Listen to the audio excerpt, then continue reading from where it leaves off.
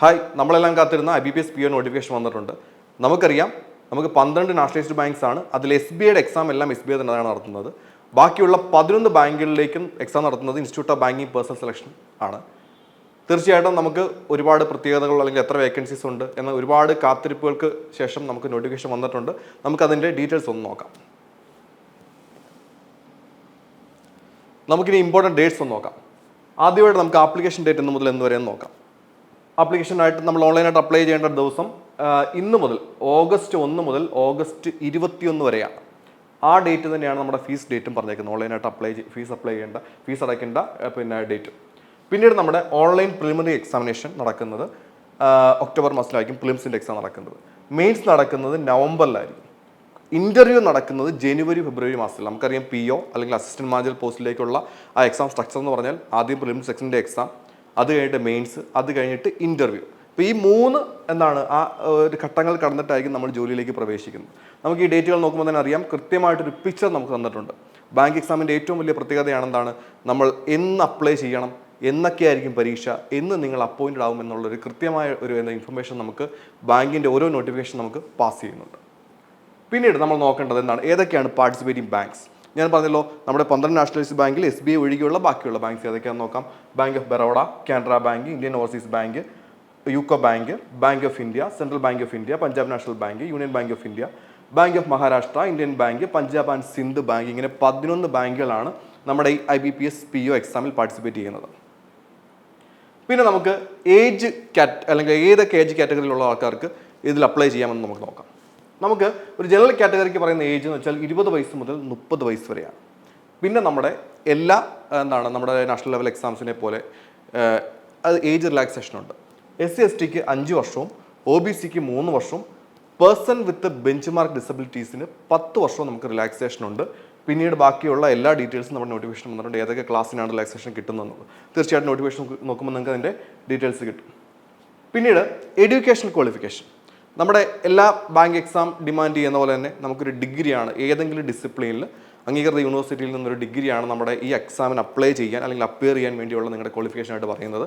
നമുക്കതിലൊരു exception പറയുന്നത് നമ്മൾ RBI grade Bക്ക് മാത്രമാണ്. നമുക്കെന്താണ് പെർസെൻറ്റേജ് ഓഫ് മാർക്ക് അവിടെ സ്പെസിഫൈ ചെയ്ത് പറഞ്ഞിരിക്കുന്നത്. ഇതിനകത്ത് അങ്ങനെയൊന്നും പറഞ്ഞിട്ടില്ല. നമ്മൾ ഏതെങ്കിലും ഒരു ഡിസിപ്ലിനിൽ ഒരു അംഗീകൃത യൂണിവേഴ്സിറ്റിയിൽ നമുക്കൊരു ഡിഗ്രി ഉണ്ടായിരിക്കണം. പിന്നീട് നമ്മൾ നോക്കേണ്ടത് ആപ്ലിക്കേഷൻ ഫീസ് എങ്ങനെയൊക്കെയാണ്. SC/ST PWB കാൻഡിഡേറ്റ്സിന് 175 രൂപയാണ് ആപ്ലിക്കേഷൻ ഫീസ്. മറ്റ് കാൻഡിഡേറ്റ്സിന് 880 രൂപയാണ് application fees inclusive of all tax എന്ന് പറഞ്ഞിട്ടുണ്ട്. പിന്നെ നമുക്കിനി നോക്കേണ്ടത് എക്സാമിനേഷൻ സ്ട്രക്ചർ എങ്ങനെയാണെന്ന്. നമുക്കറിയാം, IBPS POയുടെ സ്ട്രക്ചർ എപ്പോഴും പ്രിലിംസ്, മെയിൻസ്, ഇൻ്റർവ്യൂ എന്ന ലെവലിൽ തന്നെയാണ്. ഇനി നമുക്ക് ഓരോ എക്സാമിനും, പ്രിലിംസ് എക്സാമിനും മെയിൻസിൻ്റെ ഒക്കെ ടോപ്പിക് എങ്ങനെയാണ്, എത്ര മാർക്കിൻ്റെ ചോദ്യം കാണും, എത്ര മിനിറ്റ് നമ്മൾ പരീക്ഷ എഴുതാൻ കാണും എന്നൊക്കെ നമുക്ക് നോക്കാം. അപ്പോൾ നമുക്ക് പ്രിലിംസിന് 3 സബ്ജക്റ്റാണ് നമുക്ക് പരീക്ഷയ്ക്ക് വരുന്നത്. English language, quantity aptitude, reasoning ability. Total 100 മാർക്കിൻ്റെ ചോദ്യം കാണും. 100 ചോദ്യങ്ങൾ കാണും, 100 മാർക്കായിരിക്കും. മാക്സിമം മിനിറ്റ്സ് 60 മിനിറ്റ് അല്ലെങ്കിൽ 1 മണിക്കൂറായിരിക്കും നിങ്ങൾക്ക് പരീക്ഷ. ഇവിടെ ഒരു പ്രത്യേകതയുണ്ടെന്നാണ്, എല്ലാ ബാങ്ക് എക്സാമിനെ പോലെ നമ്മൾ സെഷണൽ ടൈം തന്നെയാണ്. 20 മിനിറ്റാണ് നമുക്ക് ഓരോ സബ്ജക്റ്റും എഴുതാൻ വേണ്ടി അലോട്ട് ചെയ്തിരിക്കുന്ന ടൈം. ഇനി നമുക്ക് മെയിൻസ് എക്സാമിൻ്റെ നോക്കുക, ടോപ്പിക്കെല്ലാം നോക്കാം. ആദ്യം reasoning and computer aptitude. Total 60 മാർക്കിൻ്റെ പരീക്ഷയാണ്. 60 മിനിറ്റാണ് നമുക്ക് അലോട്ട് ചെയ്തിരിക്കുന്നത്.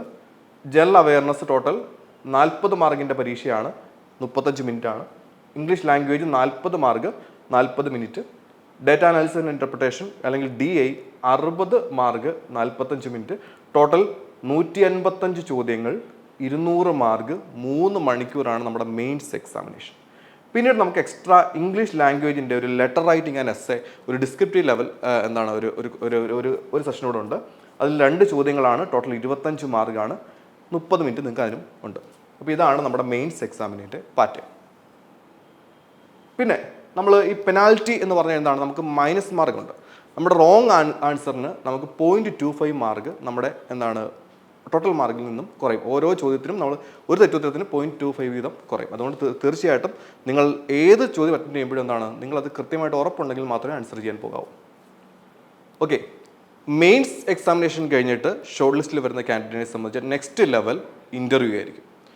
അപ്പോൾ ഇൻ്റർവ്യൂവിൻ്റെ മാർക്കുകളുടെ അടിസ്ഥാനത്തിലായിരിക്കും നിങ്ങൾക്ക് എന്താണ് ജോലി കിട്ടുന്നത്.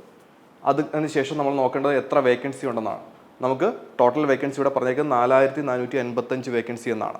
നമുക്ക് ഓരോ ബാങ്കിൻ്റെയും എത്ര റിപ്പോർട്ട് ചെയ്തിട്ടുള്ള വേക്കൻസി എല്ലാം നമുക്ക് എന്താണ് കൃത്യമായിട്ട് നമ്മുടെ നോട്ടിഫിക്കേഷനിൽ കാണാൻ കഴിയും. പിന്നെ നമ്മുടെ എക്സാമിനേഷൻ സെൻറ്റേഴ്സ് ഏതൊക്കെയാണെന്ന് നോക്കാം. പ്രിലിംസ് നടക്കുന്ന ആലപ്പുഴ, കണ്ണൂർ, എറണാകുളം, കൊല്ലം, കോട്ടയം, കോഴിക്കോട്, മലപ്പുറം, പാലക്കാട്, തിരുവനന്തപുരം, തൃശ്ശൂർ എന്നിങ്ങനെയുള്ള സെൻറ്റേഴ്സിലാണ് നമുക്ക് എല്ലാവർക്കും അക്സസ് ചെയ്യാൻ പറ്റുന്ന സെൻറ്റേഴ്സാണ്. മെയിൻസ് എക്സാം നടക്കുന്നത് എറണാകുളം, കോഴിക്കോട്, തിരുവനന്തപുരം സെൻറ്ററുകളിലായിരിക്കും. ഓക്കെ, നോട്ടിഫിക്കേഷൻ്റെ ഡീറ്റെയിൽസ് എല്ലാവർക്കും മനസ്സിലായെന്ന് വിചാരിക്കുന്നു. നമ്മൾ അപ്ലൈ ചെയ്യേണ്ടത് IBPSൻ്റെ ഒഫീഷ്യൽ വെബ്സൈറ്റ് വഴിയാണ്. പിന്നീട് നമ്മുടെ ഈ എക്സാം സീസണിൽ ഇങ്ങനെ നോട്ടിഫിക്കേഷൻ വന്നുകൊണ്ടേയിരിക്കുകയാണ്. നമ്മുടെ ഈ സീസണിൽ ആദ്യത്തെ എക്സാം RRBPOയുടെ പ്രിലിംസ് ഓഗസ്റ്റ് 3 മുതൽ സ്റ്റാർട്ട് ചെയ്യുന്നുണ്ട്. അപ്പോൾ നല്ലൊരു പ്രിപ്പറേഷൻ എല്ലാവരും നടത്തുക. 2024 തന്നെ നിങ്ങളൊരു നല്ല ബാങ്ക് ജോലി കരസ്ഥമാക്കുക. നമുക്കറിയാം, ഈ ചെറിയ പ്രായത്തിൽ ഒരു ഡിഗ്രി ക്വാളിഫൈഡ് ആയ ഒരാളെ സംബന്ധിച്ച് ചെറിയ പ്രായത്തിൽ എത്തിപ്പെടാൻ പറ്റുന്ന ഒരു വലിയ പ്രസ്റ്റീജിയസ് പോസ്റ്റാണ് ബാങ്ക് ജോലികൾ എന്ന് പറയുന്നത്. അപ്പം അതിനുള്ള പ്രിപ്പറേഷൻ്റെ ഓഫ്ലൈൻ അല്ലെങ്കിൽ ഓൺലൈൻ ബാച്ചുകളിൽ IBS നടത്തുന്നുണ്ട്. തീർച്ചയായിട്ടും ഇതുവരെ IBSൻ്റെ ഭാഗമാവാത്തവർ IBSൻ്റെ ഓഫ്ലൈൻ ബാച്ചിലും ഓൺലൈൻ ബാച്ചിലും ഒക്കെ ജോയിൻ ചെയ്തിട്ട് നിങ്ങളുടെ ആ ബാങ്ക് ജോലി എന്ന ലക്ഷ്യസ്ഥാനത്ത് എത്തുക. എല്ലാവരും നല്ലപോലെ എന്താണ് തീർച്ചയായിട്ടും 21 തീയതിയാണ് നമ്മുടെ ലാസ്റ്റ് ഡേറ്റ് ഓഫ് ആപ്ലിക്കേഷൻ. 21 തീയതി വരെ നോക്കിയിരിക്കരുത്. കാരണം എന്താണ് സൈറ്റ് ബിസി ആവാനും എറർ ആവാനൊക്കെയുള്ള ചാൻസസ് കൂടുതലാണ്. കാരണം ഇത് ഒരു നാഷണൽ ലെവൽ എക്സാം ആണ്. ആപ്ലിക്കേഷൻ്റെ എണ്ണം കൂടുതലായിരിക്കും. അതുകൊണ്ട് എല്ലാവരും പെട്ടെന്ന് തന്നെ അപ്ലൈ ചെയ്യുക. തീർച്ചയായിട്ടും നല്ലപോലെ പ്രാക്ടീസ് ചെയ്യുക. ഈ വർഷം നിങ്ങളുടേതാവട്ടെ. Thank you.